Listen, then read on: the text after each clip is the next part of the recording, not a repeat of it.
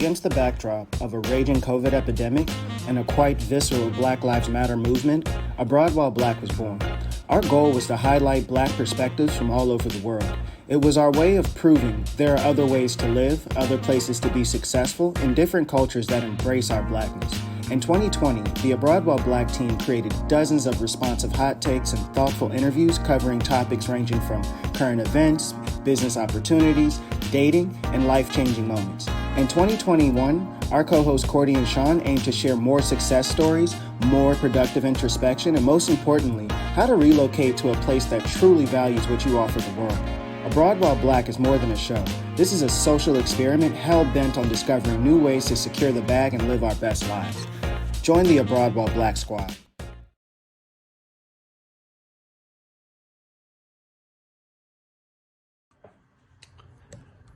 So, I've been meaning to record this video for a couple of days now. And this is my response to the verdict for Derek Chauvin and the murder of George Floyd. He's guilty on all three charges. And that's great and amazing. And at some point, I was waiting to feel something. I remember my fiance, she's Nigerian, 100% Nigerian. She hasn't traveled to the US yet. She actually doesn't want to travel to the US for these reasons. But her response was she felt relieved and everything that the guilty verdict came out. And I just kind of was I didn't feel anything. I didn't necessarily feel any joy, any happiness or anything. I didn't feel like something had changed. I felt like the guilty verdict almost felt forced. I know some people who don't share my experience in in the American continent. I live in so many different places. So I live in Nigeria, but I was in America for a long time. So I just think that there are a lot of people who don't share my American experience, who don't understand how we could win in getting this guilty verdict, but still not be happy with it. And part of the reason why I'm not happy with it is because during that week, during that deliberation, other Black people in the same vicinity, in the same city, even that same week had been shot. And it was kind of this situation where I'm looking at it where right now tensions are high. Everybody's kind of looking and waiting to see what's going to happen. Is justice going to happen? And it would seem it's like a thief in a house with the lights on. You would be careful. You would try to find the shadows.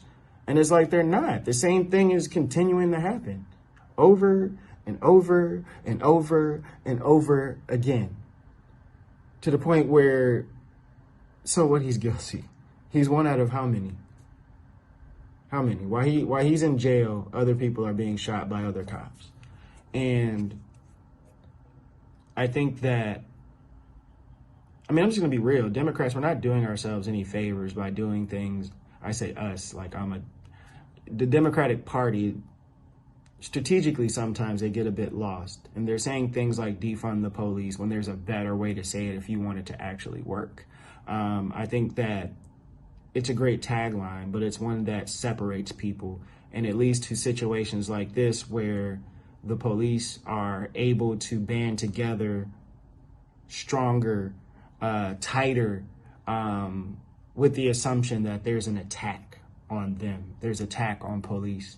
And I feel like it ratchets up the tension. I feel like it ratchets up the pressure. And it forces them to even more so want to cover up for the other officers.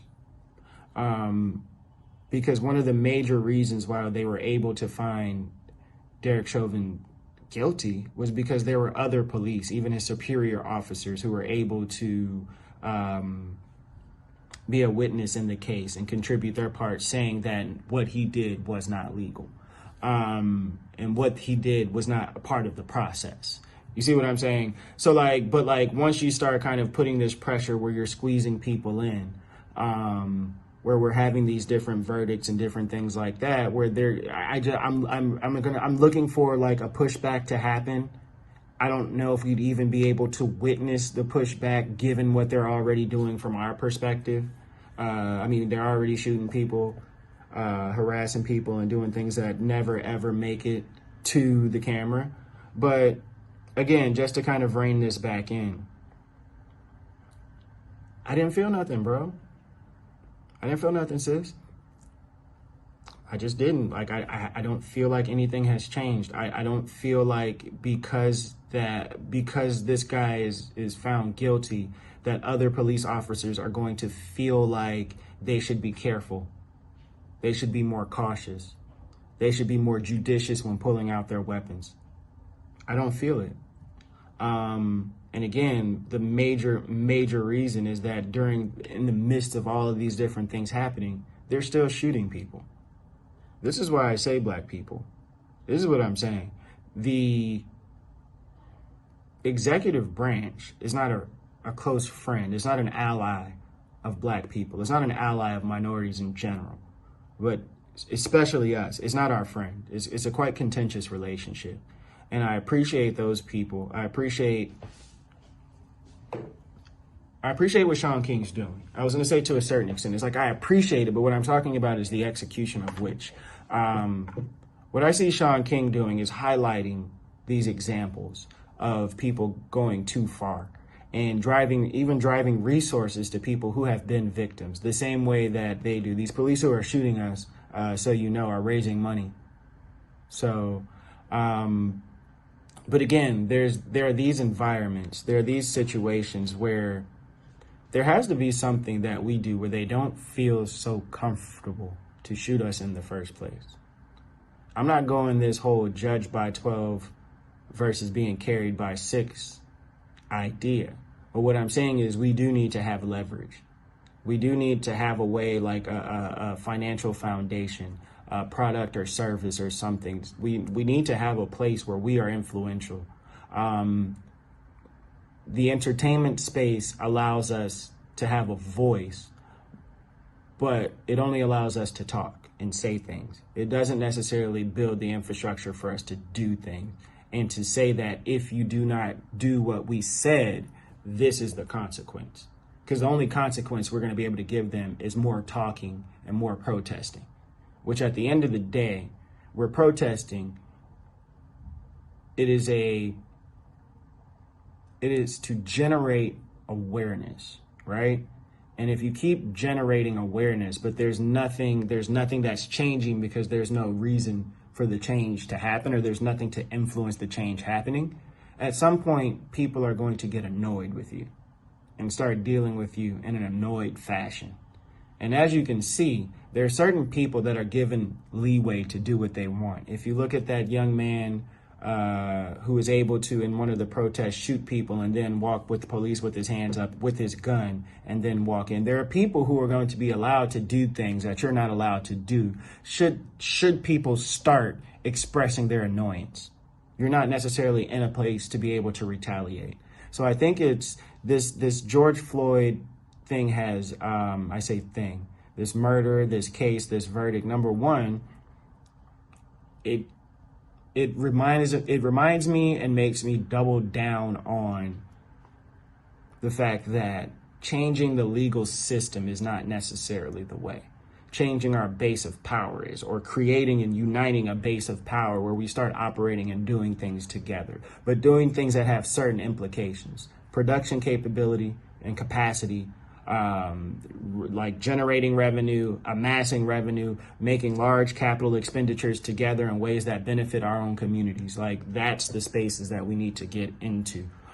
We are at war, so to speak. This is the new age of war, technical tools, propaganda, different things like that. It's not really that new, but this is the space that we are in. And the only thing that we have to defend ourselves with is our numbers and our ability to be able to unite and protect our own.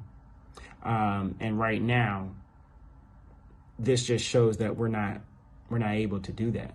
The other reason I'm not happy is because, like, saying he's guilty is one thing, but I want to see that verdict.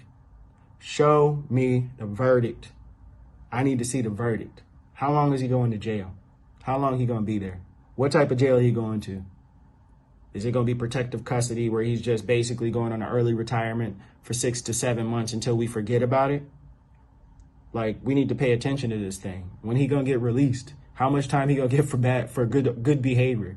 Again, I want to know all of these different things so I know how long he's going to be in jail. I want them to really give me a fair assumption of what does it cost a person that can sit there and lead a group of men to choke out one person for 9 minutes to death. I want to see what that's worth to them. How many years did they take from George Floyd? How many years are they going to take from Derek Chauvin and the rest of the guys that were a part of that? I want to know. That's the functional part. Great. You got them guilty. Like, we just understand, we black people are operating from a point of a low bar, a real low bar. Like, can you even just charge him for something, right? So now they've done that part. Now, great. All right, now let's see if the actual wheels of justice are going to turn the way they are supposed to turn. Because, you know, you'll see people where they start getting spicy. They start getting lenient with certain demographics in ways that they don't with African Americans or the African diaspora. So I want to see that now. Like, this is a literal, I want to see a literal explanation of the way you did us when we get in court for these type of situations. I want to see that same energy. That's my word. So, as usual, let's keep following this thing. Like I said, hashtag show me the verdict. Let's make that go somewhere if you want. I want to see it. And please continue to follow the content, burroughsenterprises.com, the social media channels.